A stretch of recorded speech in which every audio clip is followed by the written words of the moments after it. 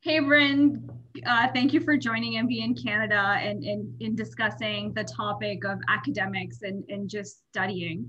And I know you've literally aced all subjects and you're one of the highest, you've received the highest marks. And so thank you for joining me here today. And as we begin the session, I'd love to hear an introduction about yourself. Thank you so much for having me, and happy to speak with you today and share a little bit of my experience in the program. Hopefully it helps some future Rotman students. So I did a Bachelor of Commerce for my undergrad at Queen's University here in Canada. I graduated from that program in 2016. And I spent 2 years after I graduated in various marketing roles at PepsiCo Foods Canada, which is always something I had been really interested in. And I still love all of the marketing classes that we've been able to take at Rotman. But I'd always kind of had in the back of my head that law might be of interest and might be a good fit for me. So after about 2 years working in marketing, I thought it was time to come back to school and enroll in law school in the JD program at U of T specifically. But I had loved my undergraduate business studies, and I had loved the strategic thinking and the work I got to do at PepsiCo. And so I thought the MBA would be a great fit as well. And so for that reason, I'm now in the JD MBA. I'm in my 3rd of 4 years in the program, and I'm just really excited to share my insights with you about, hopefully benefiting others. That's incredible. Why did you choose Rotman or, U of T in general to do your law plus MBA? Sure. For one thing, I had loved the undergraduate business program at Queen's, but wanted a diversity and experience for my MBA, wanted to make sure that I was getting some different perspectives and access to some different professors and resources. And obviously U of T is renowned for the research that they're doing. So I thought that at a graduate level, that would be really attractive. And then, the strength of the JD and MBA programs at the University of Toronto, in my opinion, is unmatched. So as a joint program student, it was really attractive for that reason. That's awesome.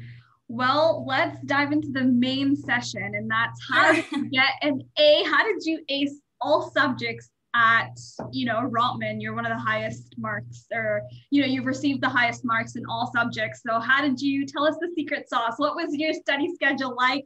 How did you study? And, how did you learn new subjects as you were studying at Rotman?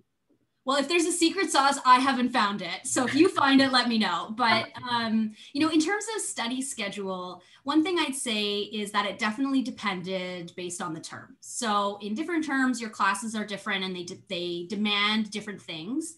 And specifically, there may be more or less group work, more or less individual work, more or fewer exams. And so I think as the expectations change, my approach had to change, as does everyone's. But I think that the most important thing I can say on study schedule is that it's important to do what works best for you and to know yourself. And so, for example, I know I'm not an early morning person and I'm not a late night person. I need a lot of sleep to function. And so I did everything I possibly could to schedule my think time and my schoolwork time during, business hours. Right. And took kind of evenings to myself and exercised and socialized and, cooked and did all the things that you need to do as a human. So I would encourage all students to take that time for yourself and to figure out when are you most productive and how can you kind of schedule your time to take advantage of that kind of natural rhythm that works for you. Awesome. If I'm hearing this correctly, so you'd work, you'd start your mornings, whatever, maybe like 9 a.m. and then you'd attend class and then, lunch, and then you would kind of study, or how did you kind of like schedule some of our first year subjects? There's like statistics, marketing, we have leading people in organizations and stuff like that. How did you did you know that you had some strength in a certain subject, and so you relaxed a bit there, and then you focused on another subject like ops management? That was a difficult subject. Yeah, how did you go about that? So one thing I would say is that the different subjects lend themselves to different work patterns I found. So, if you're writing a paper, I'm the kind of person that likes to sit down and spend a big chunk of time working on it. I don't really like to be disrupted. So that's not something that I would do, on an average weekday with classes sort of, interspersed between that. I'd probably save that for a Saturday afternoon, and I could sit down and kind of be undisturbed for something like that. Whereas, to your point about operations, there were lots of practice questions, and I found that those were more bite-sized, and I could schedule those in smaller pieces, in between meetings or in between classes. And I think one of the biggest themes at Rotman is just being agile and being able to switch gears quickly, because there are so many competing priorities and subjects and teams. And so I think it's important to be able to figure out, in my case, how I made use of those small pieces of time in between those items, so that I could still be kind of the most productive. Yeah. That's very efficient. Definitely. So the next question is, did you face any challenges, and how did you overcome some of the challenges that you faced? I think the biggest challenge for me was I had a little bit of negative self-talk, or I had a lack of confidence going into the quantitative courses. And I think this is kind of a theme for a lot of people. Maybe, not people like you who are engineers. You're obviously very strong in those areas, but I think for a lot of folks, the finance and the statistics and the operation can be kind of daunting. And I had a Bachelor of Commerce, so I knew what was involved, but I kind of also, on the flip side, knew that wasn't maybe my natural strength or aptitude. And so, I think firstly, I have to give credit where it's due. The professors at Rotman are unbelievable in my experience. I mean, I think a large part of the reason finance went better for me in my MBA than it did in my undergrad was because the professors, in my opinion, were just unparalleled, like just absolutely amazing. But I think, to your previous question as well, something I did was just be very disciplined with those courses. I identified at the beginning, these are the courses where I'm going to have to be extra disciplined and just very conscientious about not letting them get away from me. And so, first of all, I would always did all the practice questions before class so that I could come to class and make sure I didn't have any kind of outstanding questions and was prepared in that way. And then if I felt like I was not understanding something, or if it was kind of 75% there and I was not sure I was really getting it all the way, I got in front of it really early, and everyone in my class knows I like to ask a lot of questions in class. Sorry. But also, the professors are so approachable. And, for example, I went to meet with my statistics professor early on to get some clarification. And I think it helped make sure that the subsequent classes and the subsequent material I could fully absorb it in the moment. I wasn't playing catch up at the end of the semester. So I think that's important to identify where you're going to need to be extra disciplined just based on your own strengths. Right. But one last point I want to raise on this too is I think it's really important for people to remember that you're not expected to go into these classes with any kind of pre-existing knowledge. You should be given all the tools that you need in the class to do what's on the exam. Right. And, a story comes to mind for me, which was I think it was the Finance 1 exam. There was a really challenging question, and I think a lot of people were stumped by it. And there was like 6 or 7 minutes left in the exam. And normally I am not this person. I'm usually done early and I read it over and whatever, but I was right down to the wire, which was stressful for me. But right. I remember I had this epiphany moment, and I just realized, oh, I know how to do this. This is something I know how to do this. This is directly, related to what we covered. Right. But if I had let my negative self-talk or my lack of confidence kind of undermine me in that stressful moment, I wouldn't have come to the solution. So have confidence in yourself, have confidence in what you've learned. You've been given the tools. Obviously there are some very challenging questions because they're really trying to push your thinking, but in no way should you ever let that get in the way of really just letting your hard work shine through. Definitely. Did you use some of the scholar resources? Did you reach out to the TAs as well? Or, I'm assuming you solved all your questions during class, but then did you also make use of some of these resources, or was it more of like self, introspection and just understanding the material and doing a lot of self-study, because I know that really helps.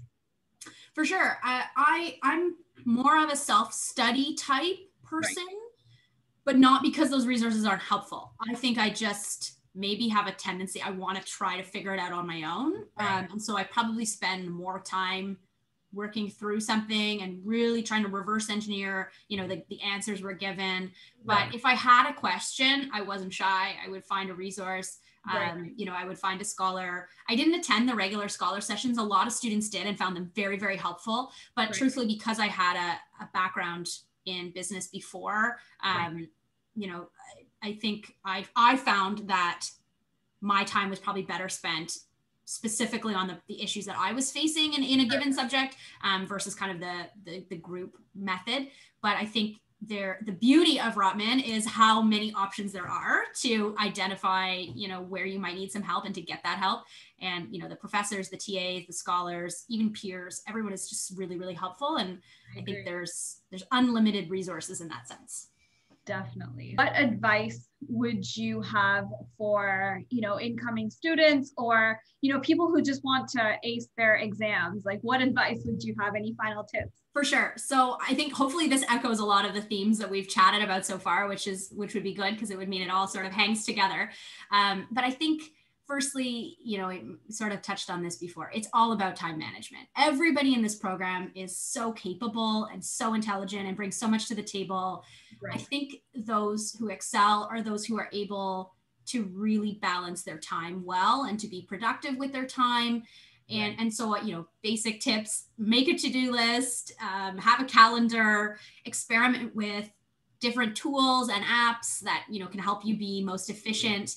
But I think the most important thing, as I kind of mentioned this before as well, is it's do what works for you, right? I mean, it doesn't necessarily have to be what your friends are doing. I had a different system than a lot of people in a lot of different ways, but I knew it worked for me and I kind of experimented until I found the right formula for me. And so, just stick to your guns and figure out what tools work. Example of my schedule. I'm not a late night person. A lot of people study late at night. I didn't. Then people would say, well, how are you going to bed? How are you not studying? Well, because I handled things differently. So, manage your time the way works best for you. Yeah. The second thing is, I think, being prepared for class. It's really, really easy to get sidetracked or to prioritize exclusively, the graded assignments and tests and midterms. And there's a lot on everyone's plate, especially when you factor in extracurriculars, case competitions and recruiting. People are very, very busy in the program.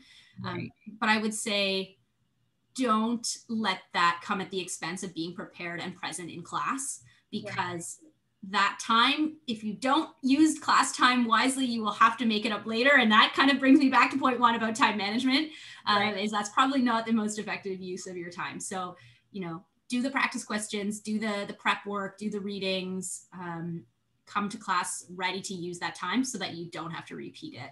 And you'll get the most out of it that way. And you'll save time in terms of catch up later as well.